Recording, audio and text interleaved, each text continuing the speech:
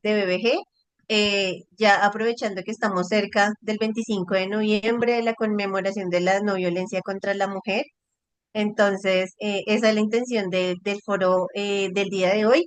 Y ya cerramos nuestro espacio de escuela de formación el siguiente sábado 29 de noviembre, que ya al final de la sesión les diremos como el tema y ya como para la entrega de los certificados. Para el día de hoy destacamos la participación de líderes y lideresas sociales, organizaciones de base comunitaria, las nuevas instituciones que se han venido vinculando a este proceso de formación, a los estudiantes de las diferentes universidades que hacen parte de pasantías de Fundación Procrear, Universidad del Rosario, Fundación Universitaria de Ciencias de la Salud, Fundación Universitaria Los Libertadores. También enviamos por acá hay un micrófono prendido, ya. También por acá enviamos un saludo a las personas que se conectan de Argentina, México, Brasil, Los Ángeles, Bolivia y las diferentes ciudades de Colombia. Agradecemos también el apoyo de que esta escuela se pueda realizar a Raíz Colombia, Red Americana de Intervenciones en Situaciones de Sufrimiento Social, Revista La Calle, Medio Comunitario de Fundación Procrear, Corporación Viviendo en Territorio. Importante recordarles que las personas que quieran hacer una intervención pueden levantar la mano, pueden dejar su mensaje por el chat. La idea es que esto sea un intercambio de saberes y experiencias de manera participativa. También recordarles que esta sesión está siendo transmitida en vivo por las plataformas de Fundación Procrear, Facebook y YouTube. Ahora sí, para dar inicio a este módulo, hoy contamos con la experta Sofía Castro, es psicóloga egresada de la Universidad del Rosario, con maestría en Desarrollo Educativo y Social de la Universidad Pedagógica de Colombia. Cuenta con una experiencia en acompañamiento psicosocial, docencia y educación popular. También ha trabajado con comunidades desde el enfoque de derechos de género, acción colectiva, integrando arte, pedagogía y cuidado para fortalecer el bienestar y la participación social. Sofi, bienvenida a este espacio. Gracias por acompañarnos el día de hoy. Buenos días, muchísimas gracias, Jenny, por la intervención. Buenos días para todos y todas. ¿Me escuchan bien? Te escuchamos perfecto. Listo. Entonces vamos a dar inicio a este espacio. Voy a compartir pantalla. Entonces, un momento.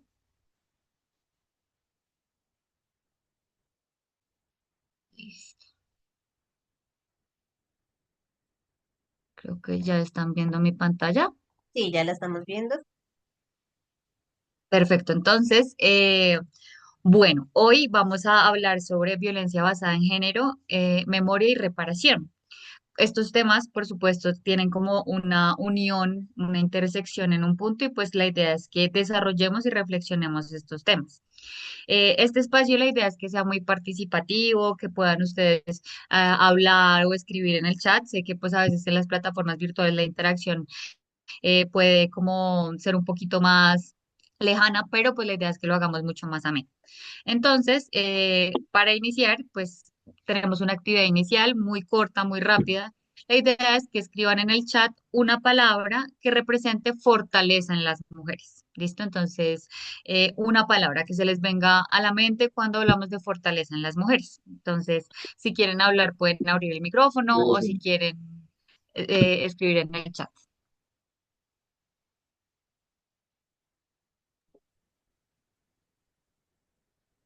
Bueno, tenemos una intervención en el chat de Ingrid Villamil, perseverancia. Muchas gracias.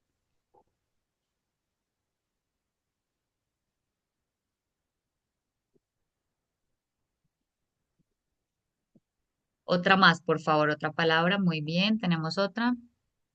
Sororidad y resiliencia. Constancia. Súper. Perfecto. Entonces, con esta lluvia de palabras, la idea es como empezar a entender la fortaleza desde dónde la sentimos cada persona. Cada persona piensa diferente, cada persona percibe diferente, pero pues en el marco del 25N, ya vamos a llegar allá, la idea es empezar a ver a la mujer desde estas palabras que ustedes nos están compartiendo: perseverancia, sororidad, resiliencia, tenacidad, constancia. Listo. Ahora hablando pues justamente de la violencia basada en género, pues ¿qué es la BBG? BBG es la sigla que se usa comúnmente en política pública para hablar sobre violencia basada en género. Es un término que se usa para referirse a cualquier acto de violencia, ¿listo? Dirigido hacia una persona, en este caso, pues por su género, identidad de género o expresión de género. Esto es importante, entender que la violencia basada en género no solo afecta, digamos, a las mujeres cisgénero, sino también a personas trans y diversidades de género. Sin embargo, sí afecta principalmente a mujeres y niñas. Entonces tenemos un grupo de personas que normalmente pueden ser afectadas por las violencias basadas en género, pero acá hago la acotación que también puede afectar a hombres en ciertos contextos. Las violencias basadas en género no están discriminadas a un solo género o a un solo sexo, sino que también puede afectar a hombres en ciertos contextos. Para efectos de esta presentación vamos a enfocarnos más que todo de violencias basadas en género hacia mujeres o hacia personas diversas.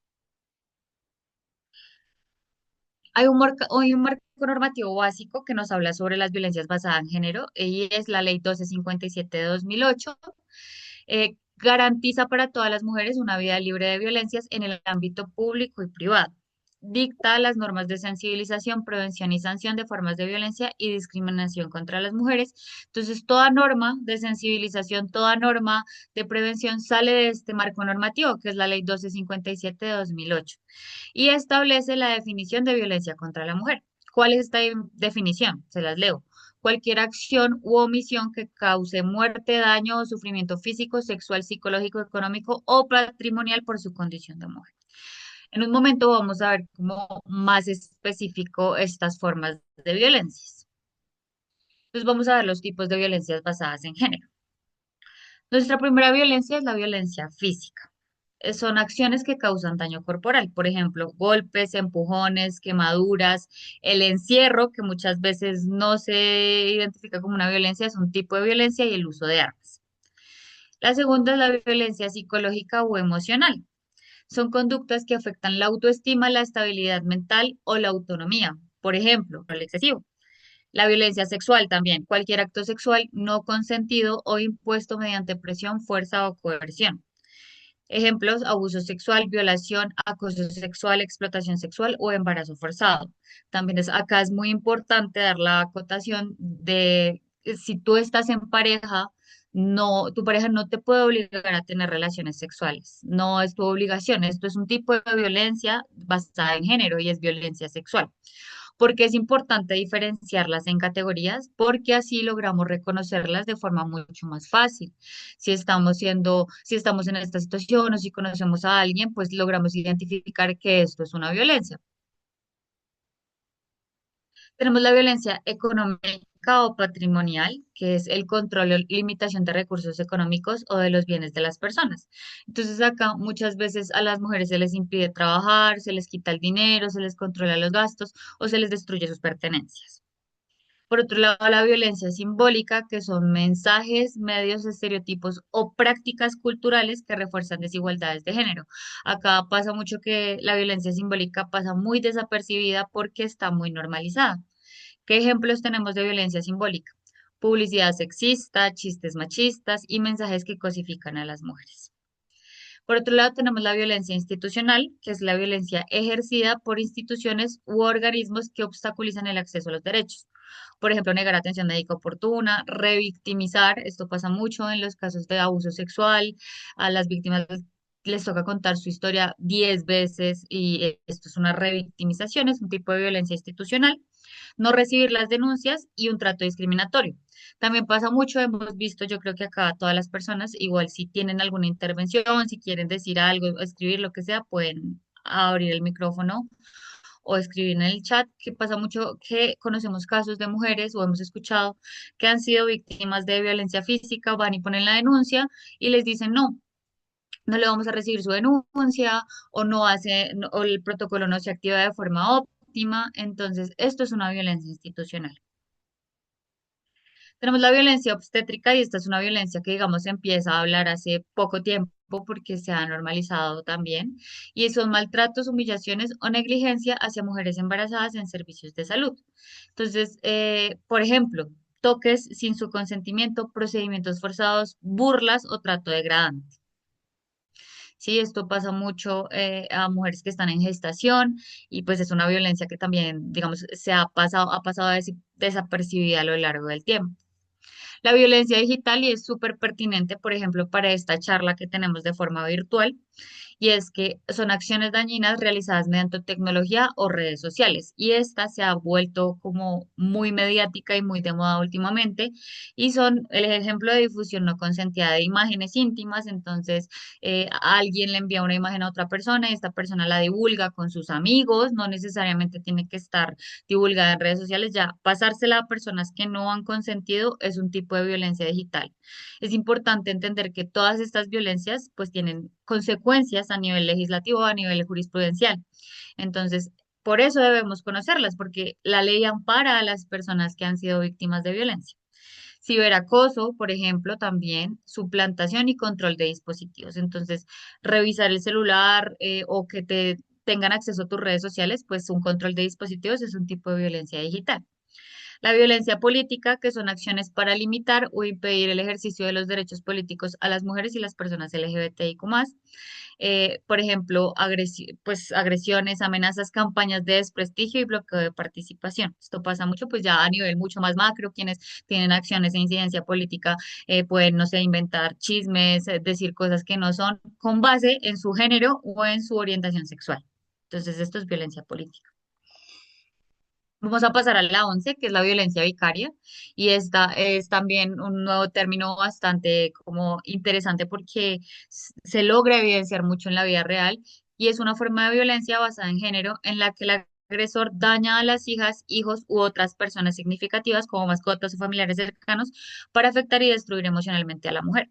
Entonces pasa mucho, yo creo que todos y todas acá hemos visto estos casos donde eh, no sé, hay violencia en contra del hijo por parte del padre porque pues le quiere hacer daño a la mujer o no le van a dejar ver a sus hijos. Esto es violencia vicaria.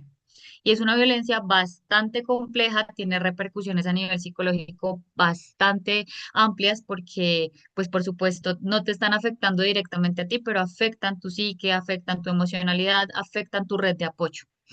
Y por último, la violencia feminicida.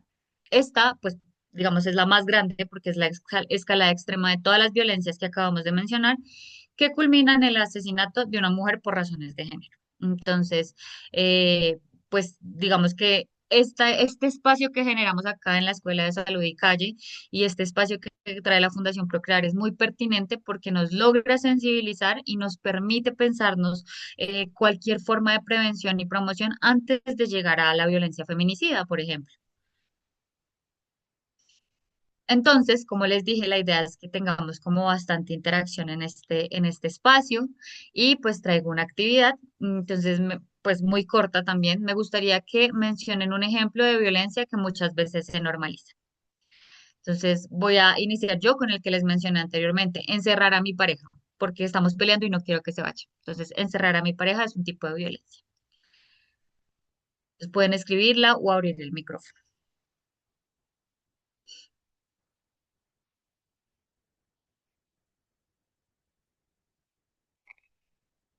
Listo, tenemos una intervención en el chat. Controlar cómo se viste mi pareja, por supuesto. Y esta es, digamos, una de las más comunes. Es bastante complejo porque, digamos que se ha normalizado, es como ver a tu pareja como tu propiedad, entonces tú decides cómo se viste. Es un ejercicio de poder, es un ejercicio de violencia. Muchas gracias, Catalina. Otro ejemplo, porfa. Creo que también normalizar algún tipo de violencia por cómo se viste la persona. También, entonces va de la mano por cómo se viste, cómo se ve, entonces porque se viste y sale hacia la calle, entonces le pasa lo que le pasa y esto por supuesto que nada tiene que ver. Controlar con quién puede hablar y con quién no. Esto también es un tipo de violencia. Gracias, Luisa. Yo no tengo el derecho de, y esto pasa mucho como en las relaciones normalmente de pareja, pero también en otro tipo de relaciones.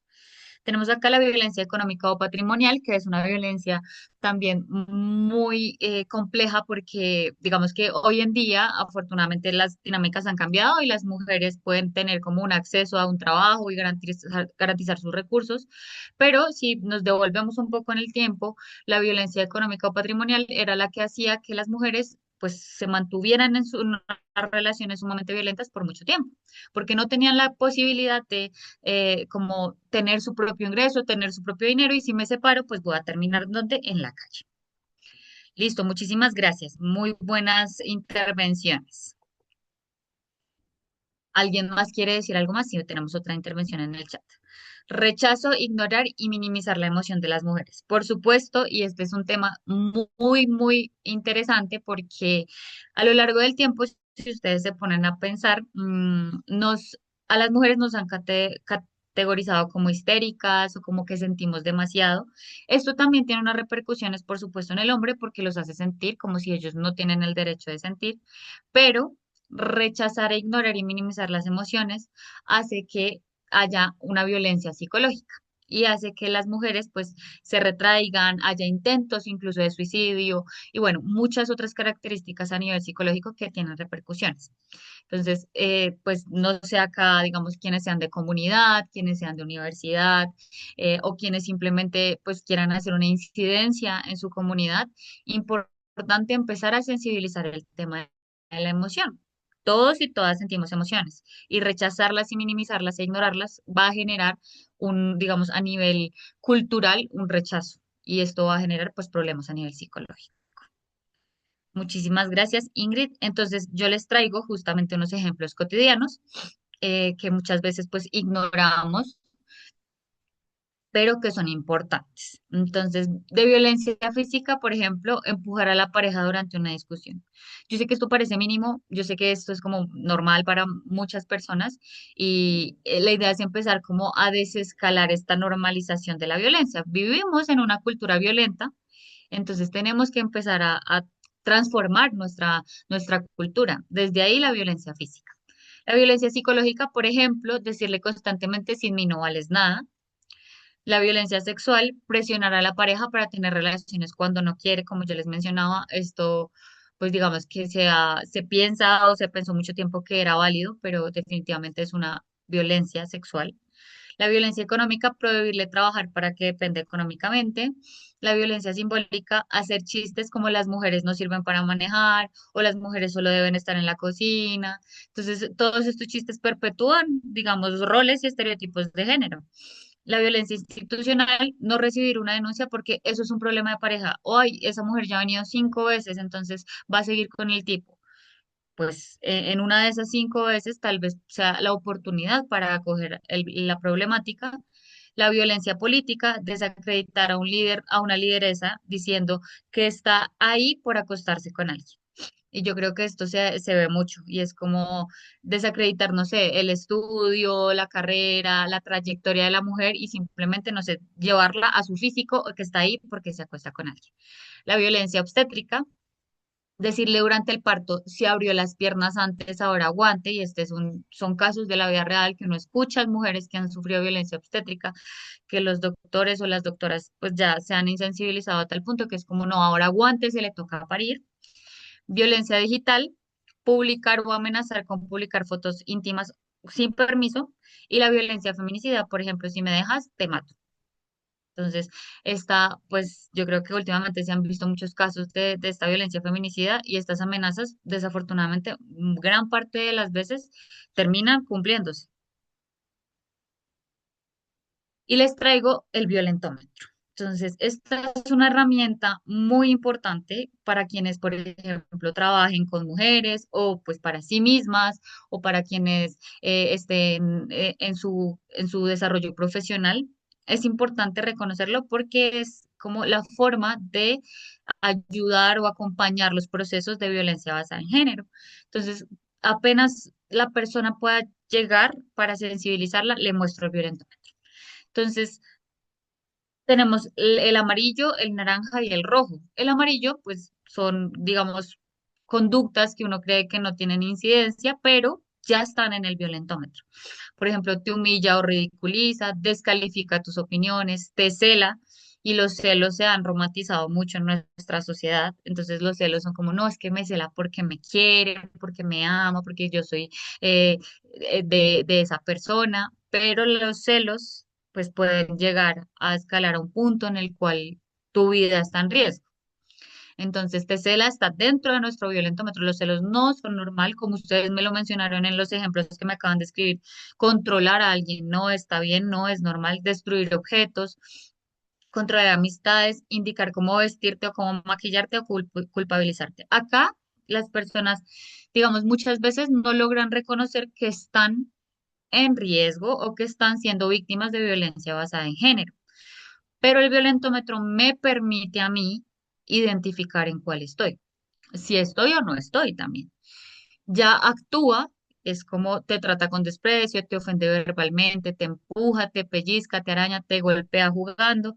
Entonces, esto ya es como actúa, hay que buscar ayuda y tu vida está en riesgo. Te amenaza de muerte, te golpea o agrede, te fuerza a tener relaciones sexuales, te encierra o te aísla de tus seres queridos y te amenaza con objetos o armas. En este punto ya tu vida está en riesgo. Y es que se ha evidenciado pues que desafortunadamente gran parte de los feminicidios están ya en estos puntos de escalada y pues las mujeres no, digamos que muchas veces no han logrado identificar que ya el punto es crítico. Entonces, yo que les recomiendo, tómenle un pantallazo, una foto, accedan a este recurso del violentómetro porque es un muy buen recurso y muy necesario para el acompañamiento a personas que han sido víctimas de violencia basada en género.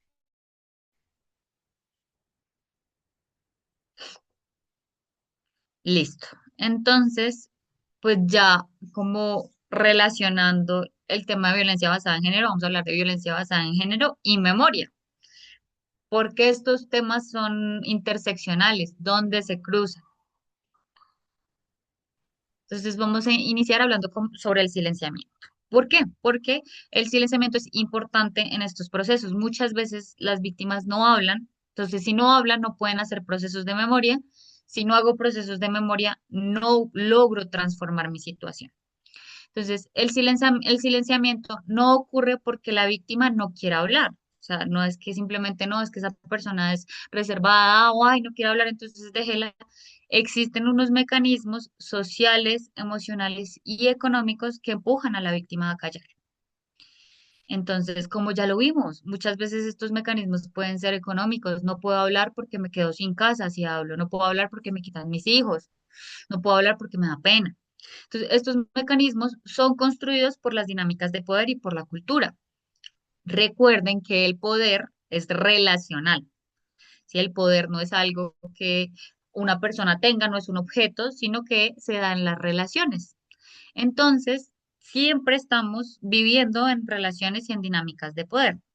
La cultura, pues ya tiene permeadas unas dinámicas y unas relaciones de poder. Muchas veces estas relaciones de poder, el simple hecho de yo tener que ir a un lugar, por ejemplo, a contar mi historia 15 veces, es una dinámica de poder que hace que yo prefiera silenciarme. Entonces, en estos casos, lo que se recomienda es hacer el proceso lo más como fácil posible para que la persona pueda hablar, lo más ameno posible, pero eso lo vamos a ver ahorita un poco más como en procesos de reparación. Entonces tenemos 5 factores del silenciamiento. ¿Cuáles son estos factores? El primero es la culpa inducida. Entonces, la víctima es manipulada para creer que la violencia es su responsabilidad, generando dudas sobre sí misma y reduciendo la posibilidad de hablar o denunciar. Y esto pasa mucho, y es que es tal el nivel de violencia psicológica que las personas creen que se lo merecen. Entonces, no es que yo me porte mal, es que yo soy una mala mujer, una mala persona y por eso me pegan o por eso soy víctima de esto o del otro. Entonces, yo soy la responsable de mi culpa y esto está muy normalizado también en nuestra sociedad y es como culpar a la víctima. Entonces, no, eso le pasa a usted por vestirse así. Entonces, no se puede culpar a la víctima. Esto es un factor de silenciamiento. El segundo es el temor. Por ejemplo, el miedo a represalias, daño físico, emocional o económico. Entonces, el temor a no ser creída, o sea, que no le crean su historia, o hacer, pues esto hace que la víctima guarde silencio como una forma de protección. El tercer factor es la normalización. Entonces, la violencia se percibe como natural dentro de la vida cotidiana o de las relaciones, lo que hace que la víctima no identifique el maltrato y por tanto no lo comunique. Y esto pasa mucho, por ejemplo, pues pasaba mucho antes también, cuando se veía, no sé, madre, padre, abuelo, abuela, entonces el abuelo golpeaba a la abuela, se perpetúa en la mamá y el papá y se perpetúa conmigo, que soy la nieta. Se normaliza la violencia porque no se habla de estos temas. De nuevo, resalto como la importancia y el valor de estos espacios que nos abren las organizaciones de base comunitaria para abordar las temáticas de violencias basadas en género, porque el primer paso es hablarlo para sensibilizarlo y desnaturalizarlo. Entonces, Fundación Procrear abre este espacio como para dar la posibilidad de entender la violencia basada en género a un nivel más macrosistémico y no como algo aislado, algo que solo me pasa a mí y no puedo hablar. Tenemos dependencia económica o afectiva, entonces la falta de recursos propios, como lo mencionaban, la de violencia económica o patrimonial. Entonces, la carga de cuidado o el apego emocional genera la sensación de que no es posible salir de esa relación favoreciendo el silencio. No olvidemos que también en estas relaciones normalmente pues hay, digamos, un apego emocional bastante complejo. Entonces, no solo es decirle a la persona, no, pues ya déjalo, te está pegando. No es tan fácil. Hay unos procesos psicológicos, emocionales, de apego, de trauma, incluso detrás de esta relación. Entonces, se necesita un acompañamiento mucho más integral y un estigma social. El miedo a ser juzgada, criticada o culpabilizada por la comunidad, la familia y las instituciones lleva a que la víctima evite contar lo sucedido para no enfrentar rechazo o vergüenza. Y es que en el momento en que la víctima habla, pues ya se genera una etiqueta alrededor de esta víctima. Entonces, ay, es que esta persona ha sido maltratada, es que esto, lo otro.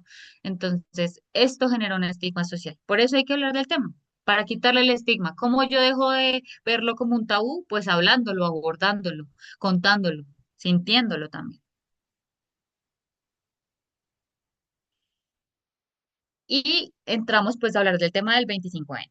¿Qué es el 25N? Es el Día Internacional de la Eliminación de la Violencia contra las Mujeres. Nace en honor a las hermanas Mirabal, fueron unas activistas dominicanas asesinadas en 1960 por la dictadura de Trujillo.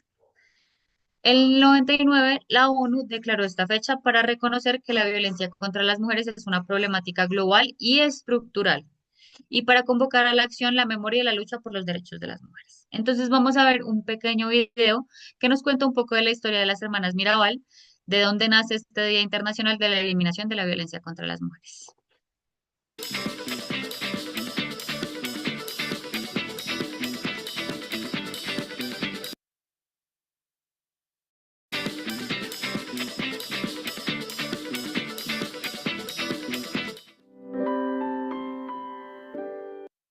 La rebelión que cambió la lucha contra la violencia de género. Patria, Minerva y María Teresa cambiaron la vida de miles de mujeres. También conocidas como las mariposas, lucharon contra el régimen político de Leónidas en República Dominicana, quien durante su mandato desapareció y torturó a sus opositores. En varias ocasiones pisaron la cárcel, donde fueron golpeadas y violadas. Sin embargo, nunca se rindieron, inspirando a más de uno a levantar la voz en contra de Trujillo. Si me matan, sacaré los brazos de la tumba y seré más fuerte. Minerva Mirabal.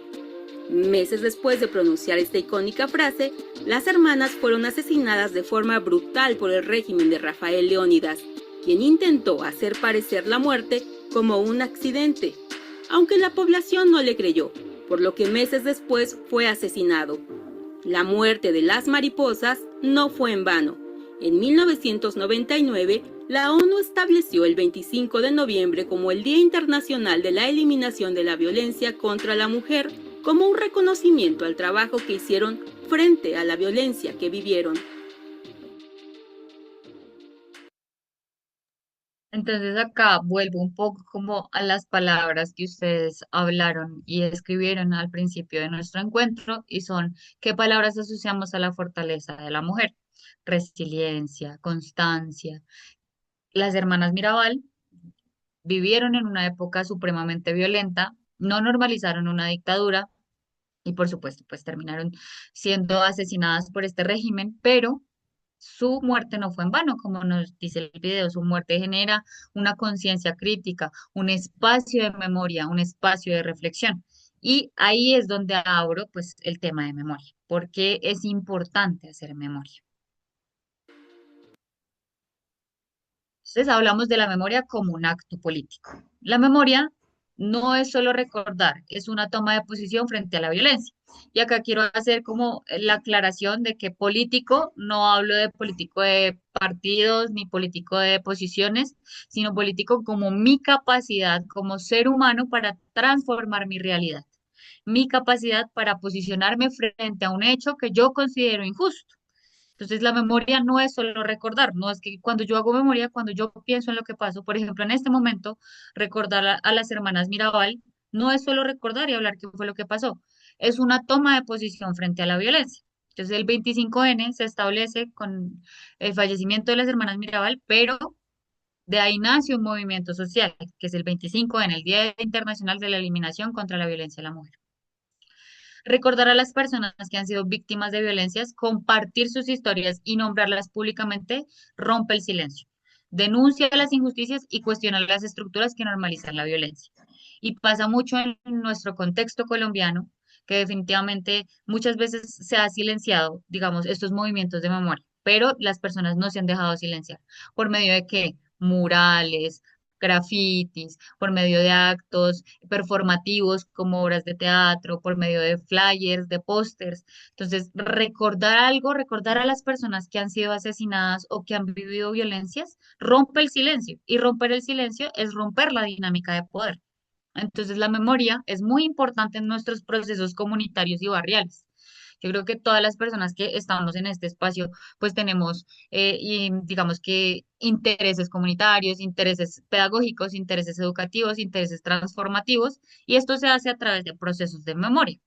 Denuncia las injusticias, entonces denunciar las injusticias por medio de una marcha, por medio de un espacio de la palabra y cuestionar las estructuras que normalizan la violencia. Entonces, el hecho de estar en este espacio y hablar de BBG y hablar de memoria como acto político ya no se está cuestionando estas estructuras que normalizan el status quo, que normalizan, que piensan que todo está bien, que digamos, las dictaduras o este tipo de situaciones se normalizan, entonces nadie hace nada. Pero hablarlo, recordarlo, cuestiona estas estructuras. Y pues nuestra memoria no solo se gesta, por ejemplo, en nuestra mente o en nuestras experiencias, el cuerpo también es un archivo de memoria. El cuerpo es de la corporalidad, literalmente. Los cuerpos de las personas que han vivido hechos victimizantes guardan huellas, sensaciones, aprendizajes y dolores. ¿Alguien abrió el micrófono?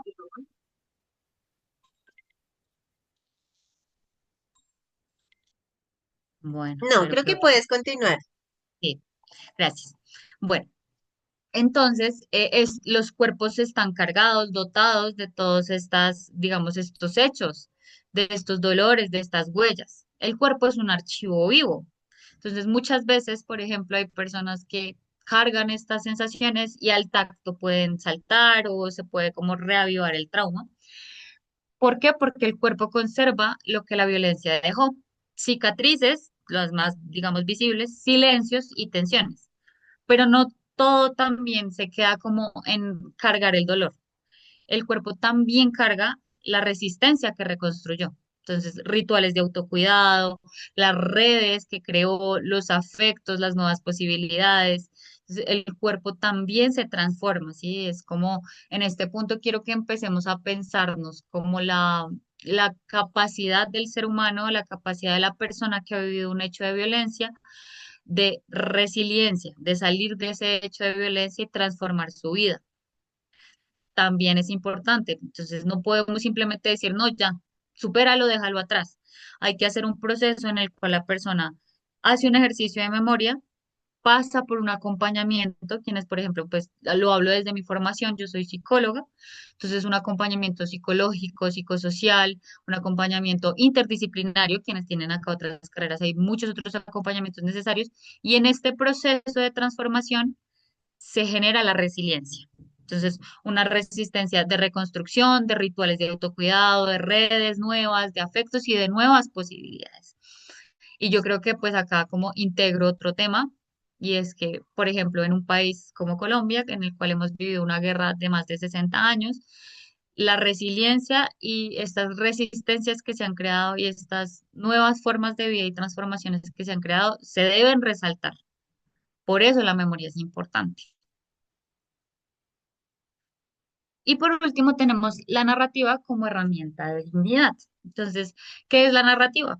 Contar mi experiencia, escribir, dibujar. Yo también puedo hacer narrativa a través del dibujo, a través de la pintura, a través del teatro. Entonces, la narrativa, o sea, la capacidad de contar, escribir, testimoniar, permite reorganizar mi experiencia y recuperar el sentido después de la violencia. Entonces, el hecho de yo contar mi experiencia va a permitir reorganizar mi experiencia. En los hechos de violencia, el trauma es impactante, el revivir esta situación es impactante.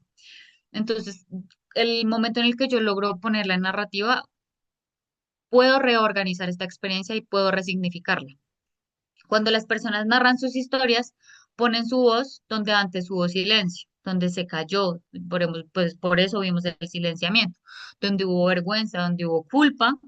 Pasa mucho en los casos de abuso sexual. Muchas de las personas que son víctimas de violencia sexual se culpabilizan. Yo no debía estar ahí, yo debía estar en mi casa, yo, bueno, vemos 100.000 cosas y es muy complicado porque también gran parte de los abusos y la violencia sexual se viven ¿dónde? En la casa. Entonces, hay vergüenza y culpa siempre, pero cuando yo logro narrar mi historia, logro silenciar esa culpa, quitar esa vergüenza y contar mi propia historia. ¿Desde dónde? La narrativa reordena mi dolor, lo nombra y lo convierte en un acto de dignificación. Y empezamos a hablar de dignidad. El hecho de contar mi historia desde donde yo la viví me dignifica. Cambia, si ustedes se dan cuenta, transforma mi percepción. Entonces transforma desde donde yo estaba viviendo este hecho de dolor y este hecho de violencia a una relación de poder mucho más, digamos, horizontal, en donde yo no soy la culpable, en donde las cosas pasan y yo necesito tener resiliencia y tener un proceso de transformación. Listo, entonces ya con pues empezamos a hablar justamente de dignificación porque vamos pues a darle paso como a nuestra última parte y es el tema de reparación. Entonces, muy pertinente hablar de reparación en este espacio, por supuesto, porque este espacio pues nos da la posibilidad de pensarnos como la escalada de violencia basada en género, después de eso memoria y terminamos en reparación, porque en últimas las personas que estamos en este espacio y este espacio que nos da la Fundación Procrear es para poder generar experiencias transformativas y experiencias nuevas. Trabajamos con sufrimiento social. Entonces, ¿cómo manejamos ese sufrimiento social? ¿Cómo acompañamos? ¿Cómo somos puente para ese sufrimiento social? Para que esta persona que lo haya vivenciado logre tener una nueva experiencia narrativa de vida. Y bueno, ¿qué es la reparación? La reparación en psicología y en lo psicosocial se refiere a los procesos que permiten restaurar el bienestar, la dignidad y el sentido de vida de una persona o una comunidad, porque por lo menos vemos que en el marco del conflicto armado, pues digamos, los hechos de violencia son tantos que pueden afectar a una comunidad entera después de haber vivido violencia, trauma o vulneración de derechos. Es un proceso integral que combina lo emocional, lo social, lo simbólico y lo comunitario. Entonces, ustedes se dan cuenta, es un compendio integral, interseccional, porque pues integra lo emocional, lo social, lo simbólico, pues para quienes no tengan muy claro el término, es como aquello que perpetúa como las relaciones, como el lenguaje, los mensajes y lo comunitario. ¿Listo? Entonces, vemos una integralidad en este proceso y pues incluye la restitución de derechos y el reconocimiento del daño. Entonces yo acá quiero como parar como en el reconocimiento del daño porque no se puede hacer reparación, no es posible hacer procesos de reparación si no se reconoce el daño que se causó. Entonces, ahí vamos, por ejemplo, a los espacios de conciliación que se han hecho. Entonces, vamos a hablar de conflicto armado. En conflicto armado, eh, los espacios de verdad, decir la verdad ya es reconocer el daño. Ese es el punto de nacimiento para el proceso de reparación. En los procesos ahora de violencia basada en género, en un espacio, bueno, uno no, la idea no es como confrontar a la víctima con la persona que ejerció la violencia, con el victimario, sino que pues, el hecho de hablarlo, el hecho de que la institución me escuche, la institución me cuide, es reconocer el daño. El hecho de que la institución ya diga, sí, esta mujer está en riesgo, hagamos algo. Esto es reconocer el daño. Entonces, desde ahí parte la reparación. Yo no puedo hacer procesos de reparación si no reconozco el daño. Entonces, desde ahí quiero como que entendamos este proceso de reparación. Y ya, una vez el daño es reconocido, pues yo puedo empezar a restaurar el bienestar, la dignidad y el sentido de vida. Porque, ¿qué pasa? Después de un hecho de violencia, después de, digamos, un intento de feminicidio, las personas pierden su sentido de vida, se transforma ese sentido de vida. Yo tenía, muchas veces las personas que han vivido hechos de violencia tenían una vida antes y después de ese hecho de violencia. Entonces yo necesito acompañar desde mi rol a ese sentido de vida, acompañar a la transformación, la reestructuración de ese sentido de vida. ¿Desde dónde? Lo emocional, entonces hacer procesos psicológicos, lo social, entonces mirar las redes de apoyo, mirar cómo está el contexto de esta persona, lo simbólico, el lenguaje que maneja, digamos, la familia de esta persona o esta persona en sí misma y pues por supuesto en un proceso de restitución de derechos.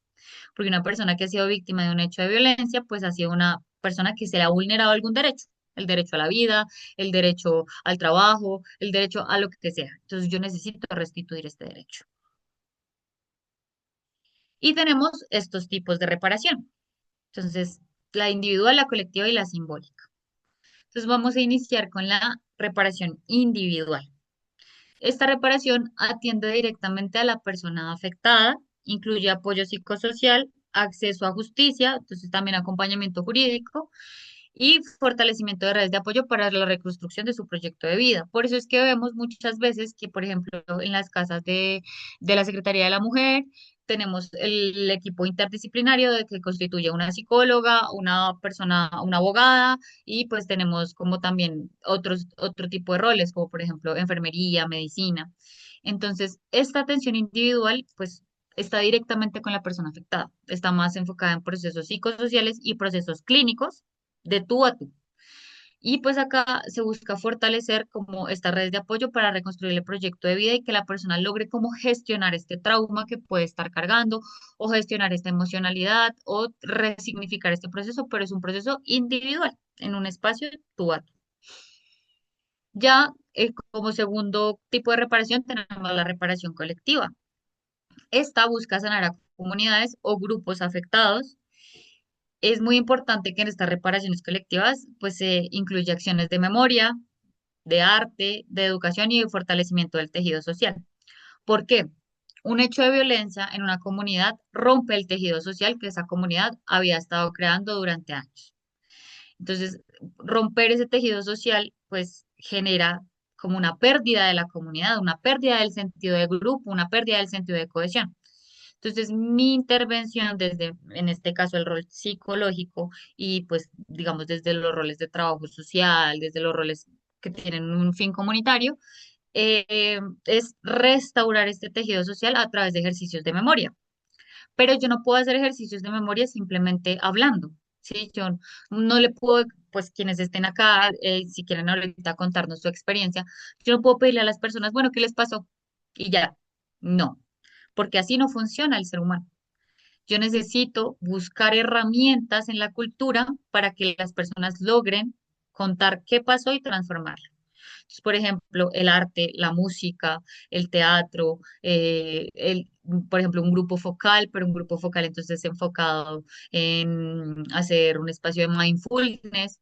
Todas estas son herramientas de sanación colectiva que busca finalmente restaurar el tejido social. Porque si yo cuento lo que pasó en comunidad, logro transformarlo desde la comunidad. Y tenemos nuestro último tipo de reparación, que es la reparación simbólica. Entonces, esta reparación, digamos que está de la mano con la individual y la colectiva porque reconoce públicamente el daño y dignifica a las víctimas. Incluye disculpas oficiales, actos conmemorativos, monumentos y otros gestos que promueven memoria y no repetición. Y esta, digamos que es una reparación muy importante en el marco de nuestro conflicto armado y es la reparación simbólica y es como reconocer públicamente que existen seres humanos que no son cifras, no es una simple cifra que fue víctima del conflicto armado, no, no es una simple cifra que fue víctima de feminicidio, no, sino que en este caso, pues hubo un hecho muy violento y dignificar a las víctimas es reconocer que esto pasó. No silenciarlo, no callarlo, no pasarlo como por debajo de cuerda, no. Hablarlo, contarlo. eh, Esto, pues, por supuesto que, digamos que es una reparación simbólica. Si yo fui víctima de un hecho de violencia tan grande, pues entonces esta reparación simbólica me va a lograr como sentir que, listo, ya puedo dar un paso adelante, ya puedo dejar este hecho atrás, ya puedo seguir un poco más con mi vida. Y bueno, les traigo estas rutas de atención. Son unas rutas, digamos, para quienes trabajen con personas o quienes necesiten el apoyo. Incluso muchas veces se cree que porque yo soy profesional o porque yo vivo en X o Y situación no puedo ser víctima de violencia basada en género. La violencia no discrimina estrato social. La violencia no discrimina que tú tengas una profesión o que tú tengas un bachiller o que tú tengas un doctorado. Absolutamente no. Entonces, siempre es importante reconocer nuestras rutas de atención. Estas son las rutas, pues digamos, a las cuales podemos llamar. Las líneas son telefónicas, son gratuitas las 24 horas y se puede llamar aún sin minutos en el celular. Tenemos la línea púrpura, son líneas distritales porque pues digamos que siempre hay que apelar a lo que, digamos, se nos ofrece a través del Estado.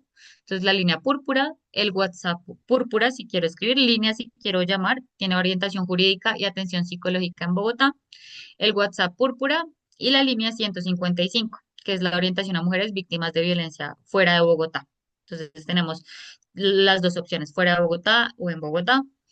Y pues muy importante, si algún día estamos en una situación, digamos, en la cual la escalada de violencia es tal, pues siempre usar la línea 123. Si están en la obligación como de responder también a estos hechos de violencia basada en género.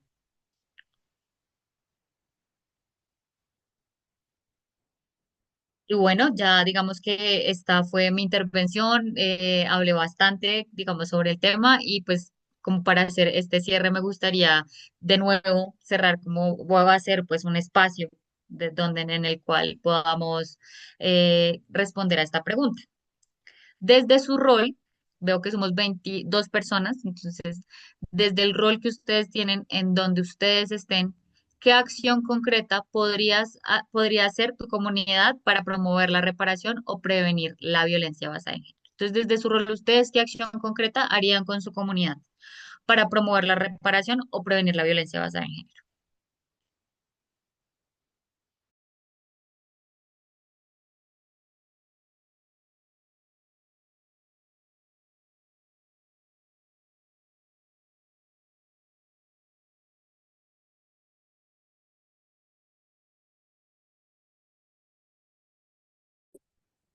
Bueno, pueden escribir por el chat o pueden levantar la mano para hacer la intervención.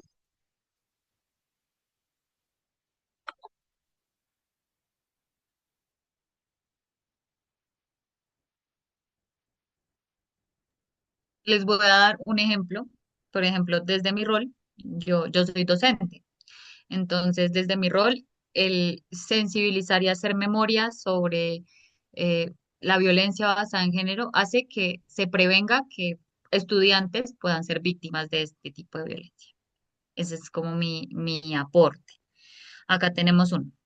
Diego Felipe Méndez. Socializar a líderes socializar a líderes los tipos de violencia y rutas de atención para poder orientar y derivar casos. Súper bien. Y fundamental en este proceso. porque los líderes y lideresas son quienes tienen más contacto con la comunidad.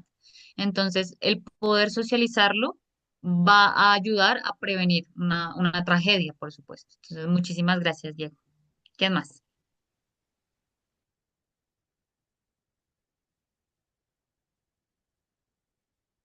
Creo que también replicar las informaciones como este tipo de sesiones que tenemos, poderlo replicar en otros espacios también sería como un rol desde lo comunitario. Súper, replicar, el generar a replicadores y replicadoras, por ejemplo, es muy valioso que este espacio quede grabado. Puede servir para otros lugares. Digamos que el volver la información accesible hace que haya muchísimos, digamos, espacios de prevención y cambios en la cultura. Tenemos dos más, o uno más. Ah, no, en el chat, el link de asistencia. Lorena, mi rol desde el trabajo social y en el área en el que me encuentro desarrollando es fundamental generar vínculos de confianza a partir de las atenciones psicosociales para poder reconocer las situaciones de BBG y así poder orientar, escuchar y apoyar lo más importante. Súper bien. Creo que es muy valioso esto que nos comparte Lorena González y es que el poder generar un vínculo de confianza va a ser como el nacimiento de generar una atención psicosocial o una atención psicológica. ¿Por qué? Porque si no hay confianza, no va a haber un hecho de memoria, no va a haber un hecho de transformación. Entonces, la empatía para quienes estén acá, por ejemplo, en su carrera profesional o quienes estén estudiando en este momento, la empatía es fundamental. Es fundamental para poder generar estos procesos de reparación y memoria. Si no hay empatía, si no hay, digamos, esta confianza que nos comparte Lorena, no hay un proceso. Tenemos desde las redes sociales compartir piezas publicitarias sobre rutas de atención, el violentómetro e información sobre la prevención. Perfecto. Y yo creo que es como el buen uso de las redes sociales, porque pues vemos, no sé, TikTok, Instagram, de todo hay de todo, pero el poder usar las redes sociales como un ejercicio de romper estructuras de violencia y de sensibilizar, de acompañar, de ayudar, de apoyar, pues cambia completamente el uso de las redes sociales, democratizar las redes sociales para todos y todas. Soy estudiante de cine y Amarucelis. Soy estudiante de cine y televisión y creo que se puede implementar protocolos de cero tolerancia contra el acoso sexual y laboral en el set y durante un rodaje. Es una postura bastante interesante y es que también hemos visto que en el cine, o digamos en este espacio de ser actriz, de ser, sí, de todo como crear un set de grabación, se han visto dinámicas de violencia y se han destapado muchos años después por todos los que vimos los factores de silenciamiento. Entonces me parece genial esta iniciativa porque creo que puede ser incluso cuando las personas entren al set una regla del juego. Entonces, así como hay reglas de juego para grabar, para hacer, por ejemplo, escenas, también una regla del juego, cero tolerancia contra el acoso sexual y laboral. Muchas gracias, Amar. Lorena González, generar una empatía, una escucha activa sin juzgar. Eso permite generar procesos. La escucha activa y el no juzgamiento son fundamentales para las personas que han vivido hechos de violencia, porque pues ya vimos que la revictimización es un hecho que genera silenciamiento y pues si hay silenciamiento no hay proceso. Muchas gracias. Y tenemos a Ingrid Villamil. Desde mi rol de psicología, generar espacios de reflexión y aprendizaje en la comunidad, en general para la concientización de lo que es violencia de género, la prevención y la atención oportuna. Perfecto. Y yo creo que es como el espacio de reflexión que podemos generar con un grupo de personas. De nuevo, digamos que estos espacios no deben ir enfocados solo en mujeres, enfocarlos en toda la comunidad, porque como vimos, cualquier persona puede ser víctima de violencia basada en género. Y hoy en día hablamos desde la diversidad. Entonces, abrirlo a la comunidad en general es muy importante porque de pronto yo puedo estar ejerciendo una violencia sin siquiera saber que eso es una violencia. Entonces, esto me va a generar a mí una reflexión y poder cambiar, cómo transformar mi percepción de esta realidad. Muchísimas gracias, Ingrid. Bueno, entonces yo creo pues dejé como otro espacio abierto para espacios de comentarios y preguntas. Le doy como el espacio a Jenny. Entonces ya para un espacio de comentarios y preguntas, lo que quieran decir, aportar, estamos abiertos. Bueno, si tienen alguna intervención de la sesión del día de hoy. ¿Tienen algunas preguntas? Pueden levantar la mano. Hoy están muy tímidos, muy tímidas, entonces eh, pueden hacerla por el chat o prender la cámara respecto a la sesión que tuvimos el día de hoy. Luis Sainz. Hola, Luchito. Buenos días para todos y todas. ¿Cómo van? ¿Sí me escuchan Muy bien? bien. Te escuchamos perfecto. Listo. Eh, Siempre interesante la participación y la formación que se está generando desde Procrear. Eh, Me parece muy valioso este espacio. Me presento, Luis Alberto Sáenz Pinilla, del equipo de la Liga Colombiana de Lucha contra el SIDA. Yo tengo el rol de acompañar procesos de canalización y estrategias con la comunidad. El tema de salud hoy en día nos demanda entender que estamos viviendo violencias basadas en género que se agravan hacia mujeres, mujeres cuidadoras, mujeres cabeza de hogar, mujeres que tienen un rol desde lo social, desde lo familiar y personal. Es triste encontrar que con lo que está pasando en el tema de salud, instituciones y los representantes de estas instituciones, como nos decía la compañera, normalicemos y cotidianicemos las violencias en género, en el proceso psicológico, en los momentos de darle la oportunidad a escuchar a otra persona. Hablar de VIH, hablar de sexualidad y violencias basadas en género están correlacionadas. Y eso nos dice que eh, eh, debemos estar atentas y atentos en esos acompañamientos. Ahí colocaban cómo podemos desde nuestro rol. Por ejemplo, yo manejo la línea de WhatsApp. Uno, informando sobre las rutas. Dos, acompañando. Y tres, algo que les estoy diciendo a muchas instituciones, que tengamos tiempo. Cada caso, cada proceso es individual. Una persona que vive una violencia basada en género, sea económica, psicológica, institucional, tiene un tiempo de reparación, tiene un tiempo de aceptación y tiene un tiempo de respuesta. Cuando uno acompaña los procesos, se encuentra profesionales que dicen, no, pero es que la señora sabe que solamente la podemos acompañar 3 días. Esos comentarios hacen daños a la otra persona, que lleva un fin de entender que muchas mujeres y hombres, cuando se enfrentan a las violencias basadas en género y a procesos de reparación y reconocimiento, no acceden a la ruta porque no hay credibilidad. Tristemente uno entra por la línea 1, 2, 3, yo he escrito al WhatsApp, llega hoy, escriben a los 2 días, luego generan una cita.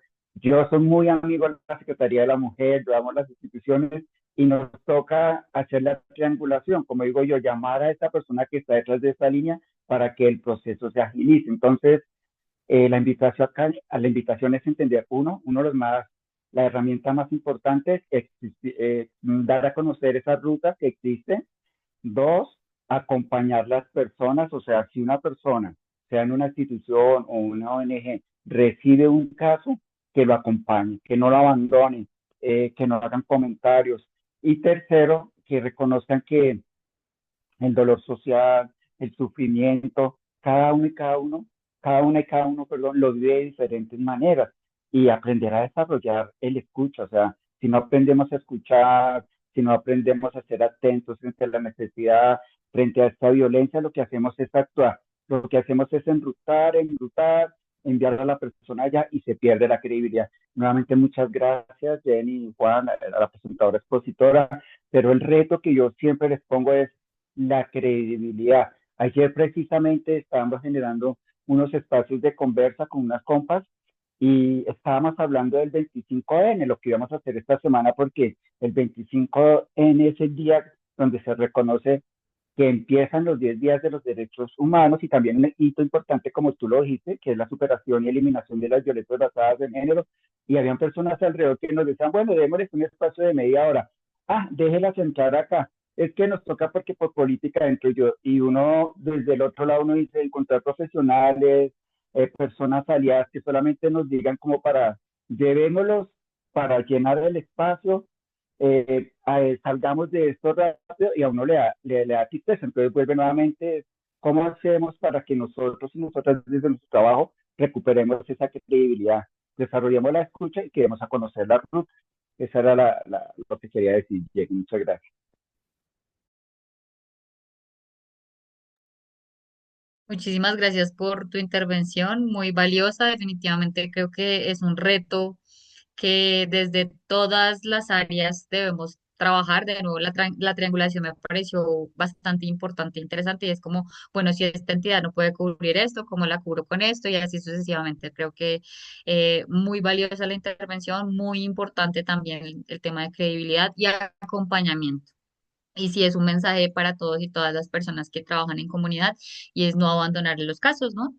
Llevarle un seguimiento riguroso y entender que trabajamos con seres humanos. Muy bien, muchísimas gracias. Voy a leer un mensaje que nos dejaron en el chat de Edwin Riveros. Es clave reconocer y fortalecer las herramientas que tenemos desde las organizaciones de base comunitaria. Muchas veces, aunque presentamos denuncias y buscamos articular acciones reales en los territorios, algunas entidades hacen caso omiso. Y mientras tanto, las violencias de género siguen replicándose sin una respuesta concreta. Aún así, nuestro trabajo comunitario sigue siendo un motor imparable. El esfuerzo arduo que realizamos en los barrios, en las calles y con la gente es el que sostiene la verdadera transformación social. Por eso es fundamental que las entidades nos escuchen, nos articulen y valoren la labor que adelantamos día tras día. Por supuesto, muchísimas gracias, Edwin, y creo que tocas un tema fundamental, y es que es el tema de trabajo en red. Y es que si no hay trabajo en red, si no hay articulación, pues es muy complejo como lograr abordar una problemática. Y muchísimas gracias por el mensaje de esfuerzo y pues por supuesto el trabajo comunitario llena corazones, llena pasiones y es un esfuerzo de todos los días. Muchísimas gracias. Bueno, quiero hacer como una pequeña intervención, ya que estamos hablando un poco como también de los temas de los retos en el tema de las rutas de atenciones. Normal, bueno, desde la Fundación Procrear me presento, yo soy Lorena González, hago parte del equipo de la Fundación Procrear. Mi rol en este proceso es acompañamiento psicosocial, soy trabajadora social de profesión y dentro de este proyecto con Fundación Procrear tenemos un espacio en la ruralidad de Usme donde estamos ejecutando un proyecto de masculinidades, pero también un acompañamiento en el proceso de las rutas de atención, debido a que el proyecto tiene un acompañamiento psicosocial. Hay un reto muy grande en la ruralidad y es el tema de la accesibilidad y el tema de cómo accedemos a las rutas de atención en las veredas. USME tiene 14 veredas, como tal, pues de alguna otra manera identificadas, pero el proceso de acceder a esta ruta de atención, que claramente la conocemos, que hay una normatividad de ella, es muy difícil este tema de acceder a ella o el conocimiento. Entonces, normalmente en la ruralidad, los procesos de ruta de atención son difíciles porque si yo como persona presidente de la Junta de Acción Comunal o como representante de la vereda, soy la persona encargada de reconocer los casos y de pronto de remitirlos con la alcaldía o con una persona que sé que trabaja en este ámbito. Pero entonces claramente hay como un proceso de revictimización durante esa situación de decirle, ven, es que me pasó tal cosa, ¿cómo me puedo ayudar? Es por eso que en medio del proyecto buscamos también tener como una adaptación al espacio, es decir, generar un proceso de una infografía, generar una herramienta audiovisual que toda la comunidad pueda conocerla sin de pronto revictimizar al contarle a otra persona, sino decirle, mire, se puede acercar a ciertos puntos, puede ir a tal dirección o puede llamar a tales números en la situación, porque claro, conocemos que al ser de la ruralidad, pues es muy difícil de pronto que llegue rápido la ambulancia o que pueda ir rápidamente a la alcaldía. Esto hace pues mucho más difícil la situación de activar una ruta de atención en la ruralidad. Y eso es como no como un llamado, porque pues sé que no estamos acá con el tema de la alcaldía, pero sí podría ser como el acompañamiento mucho más enfatizado también en el área de la ruralidad, que es lo que también yo siento que puede colaborar en los procesos de identificación y de activación de rutas en la ruralidad, como ese tema de accesibilidad mucho más rápida, entendiendo pues también el espacio en el que se encuentra. Muchas Super gracias. Lorena, muchísimas gracias por compartirnos esta experiencia. Y creo que si bien en la urbanidad hay como muchísimos retos, pues en la ruralidad aún más, porque digamos que las zonas periféricas de la ciudad o por supuesto que tienen como más necesidades de atención y menos puntos. Entonces, me parece muy interesante esta alternativa de lograr hacer una infografía, que todas las personas la vean, que sea accesible. De nuevo, la democratización de la información es donde ejerce, digamos, la ruptura de las relaciones de poder. Entonces, muchísimas gracias por este aporte. Muy bien. Sofía, esto que menciona Lorena y Luis en cuanto em, a las barreras de acceso, creo que en todos los temas, desde lo comunitario hay unas barreras de acceso, pero como tú bien lo decías, en el tema de la reparación, es muy importante en cuanto nos referimos a las violencias basadas en género.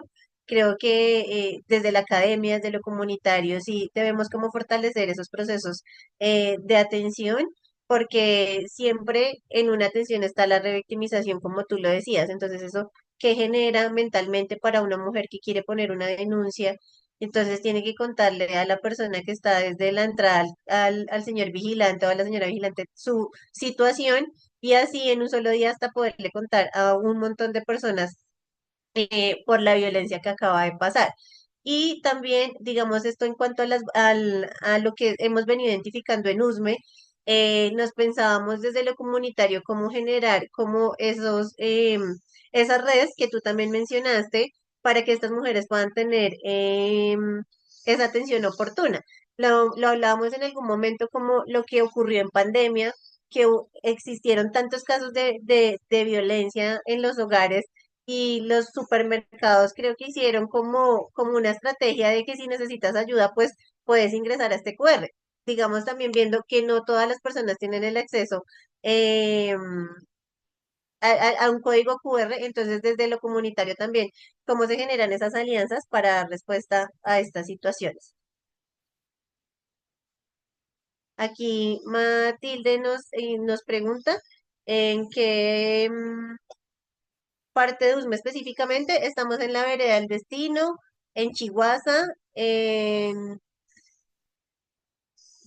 Los Oches, Sí, y Ujú. creo Los que esas Oches, son Olarte, específicamente las que están, Olarte. Ujú.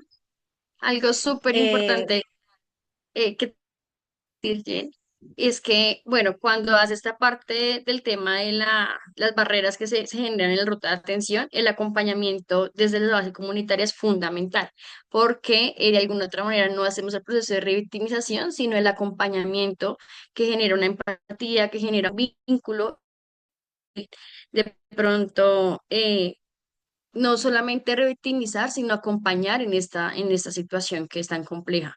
¿Sí? Entonces, la empatía en estos espacios comunitarios o en lo que lo realicemos es fundamental en los procesos de acompañar. No solamente es de pronto indicar, vaya, coloque la denuncia en tal punto, sino también acompañar durante todo el proceso. Es fundamental, porque eso permite que no solamente crean que hacemos como dice Luis, solamente hacemos el direccionamiento y ya no, sino que en serio entendemos la situación en más allá de juzgar. O sea, ¿por qué no habías ¿y por qué no fuiste antes a denunciar? ¿Pero por qué esperaste tanto? No, es que también es entender por qué razones parten de lo que ella no había denunciado antes o lo que él no había denunciado antes.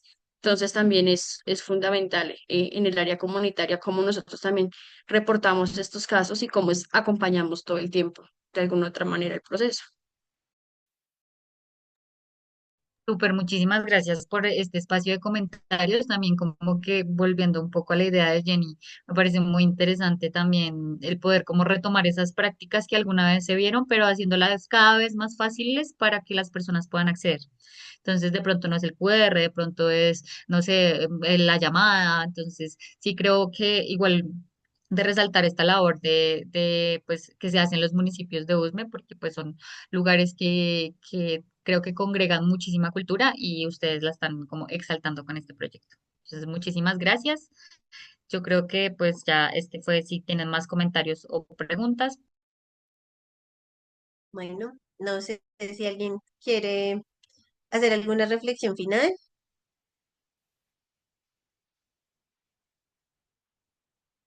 Bueno, igual creo que por acá Luis nos vuelve a decir que muchas gracias, ¿no? A ti por la participación. Sofi, gracias por traernos este tema tan importante, no solo desde lo que es la violencia basada en género, sino también esos actos de reparación que muchas veces no hablamos.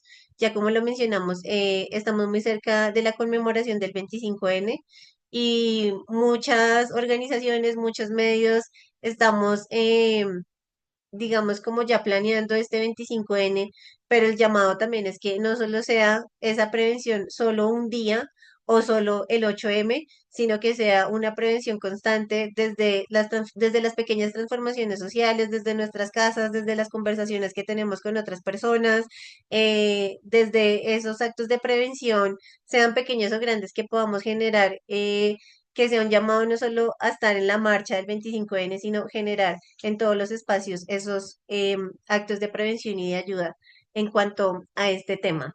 Desde Sofi, muchísimas gracias por traer esos conocimientos el día de hoy. Y también contarles que en 8 días cerramos nuestro espacio de formación el 29 de noviembre, digamos que esto en el marco del 25N y como lo mencionaba Luis también en el tema de derechos humanos, y ya también se acerca el 1 de diciembre, que es la lucha contra el día, perdón, asociado al 1 de diciembre, el Día Mundial de la Lucha contra el VIH. Entonces, ese día 29 también vamos a trabajar este tema específicamente con expertos que han hecho partícipe desde la base comunitaria el tema de las barreras de acceso a salud, el tema de la salud mental y esto asociado a los derechos humanos en cuanto al VIH. Entonces, ese será como un foro con 3 personas expertas en este tema. Aquí daremos el cierre a este espacio de formación y ya posteriormente, pues ustedes tendrán sus certificados en sus correos, por eso es importante diligenciar el listado de asistencia.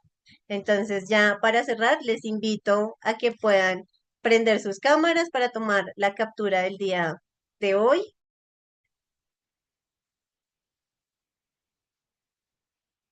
Agradecerles a todos y todas por la participación, por esos mensajes. Creo que es muy importante, así como generamos las transformaciones y cambios en este tema de las situaciones de sufrimiento social. Entonces, ya por aquí toman la captura. Por ahí veo muchas caras conocidas, otras no tanto, otras muy, muy conocidas. Y esa es la idea, que esas caras muy, muy conocidas sigamos construyendo desde lo comunitario y desde los diferentes procesos sociales. Bueno, muchísimas gracias. Nos vemos entonces el 29 a las 8 de la mañana. Que tengan un lindo fin de semana. Chao. Muchísimas gracias por la Hasta invitación y luego. por la participación. Hasta Gracias a luego. Dios. Muchas Feliz gracias. día.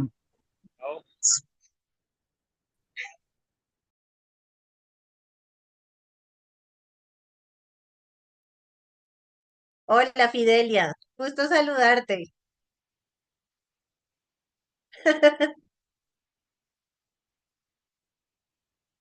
Estoy llenando ¿Tienes el el, mic- estoy Ah, llenando ok. el registro de asistencia. El... Chao, Ah, gracias. bueno. Chao. Chao, chao. Gracias por la participación todos los sábados. Chao.